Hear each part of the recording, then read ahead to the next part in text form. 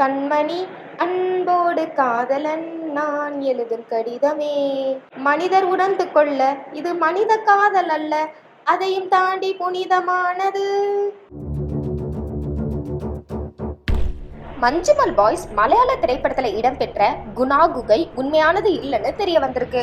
கொடைக்கானல்ல உள்ள குணா குகையை நோக்கி வழக்கத்தை விட அதிகமான சுற்றுலா பயணிகள் படையெடுக்க தொடங்கியிருக்காங்க. அதுக்கு காரணம் சமீபத்துல வெளியான மஞ்சுமல் பாய்ஸ் திரைப்படம் தானா. இந்த படம் வெளியானதுல இருந்து பலரும் மலரும் நினைவுகளாக தங்களோட மனசுல தங்கி இருக்கிற குணா குகை பற்றிய நினைவுகளை சமூக வலைத்தளங்களை நிலப்படமா பகிர்ந்துட்டு வராங்க. ஆடி ஆழத்துல இருந்து வானத்தை நோக்கி வளர்ந்து நிக்கிற தூண் பாறைகள் தான் இந்த குணா குகையோட சிறப்பு. சின்ன சூரிய வெளிச்சம் கூட உள்ள நுழைய முடியாம இயற்கை நமக்கு அமைச்சு கொடுத்துருக்குன்னு சொல்லலாம். இதுல பயணிக்கிறது ஒரு த்ரில்லான அனுபவம்னு சொல்லியிருக்காங்க. இதே போல பல ஆண்டுகளுக்கு முன்னாடி வெளியான கமலஹாசனோட குணா திரைப்படத்துல தான் இந்த குகைக்கு இந்த பெயரே வச்சிருக்காங்க.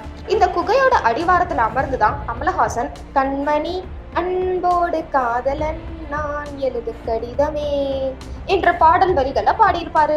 அப்படியே பாறையை விட்டு பாறைக்கு தாவி மனிதர் உணர்ந்து கொள்ள இது மனித காதல் அல்ல, அதையும் தாண்டி புனிதமானது அப்படின்னு பாடுவாரு.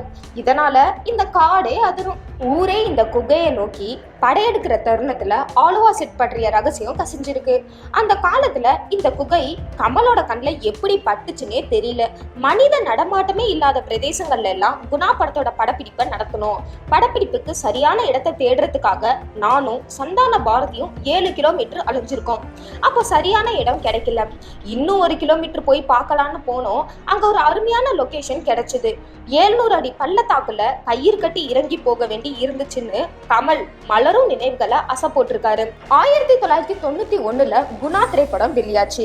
கிட்டத்தட்ட 30 ஆண்டுகள் கழிச்சு இப்போ ஒரு மலையாள படத்தின் மூலம் மீண்டும் இப்போ பேச பொருளா மாறி இருக்குது. இந்த குகை 3 பாறைகளுக்கு மத்தியில ஏற்பட்ட ஒரு பிளவுதான். இதற்குள்ள சின்னதும் பெரியதுமா 20க்கும் மேற்பட்ட குட்டி குட்டி குகைகள் இருக்குது. மக்களோட கண்கள்ல அதிகம் படாத இந்த பகுதிக்குள்ள நுழைந்தவர் கமலஹாசன் தான்.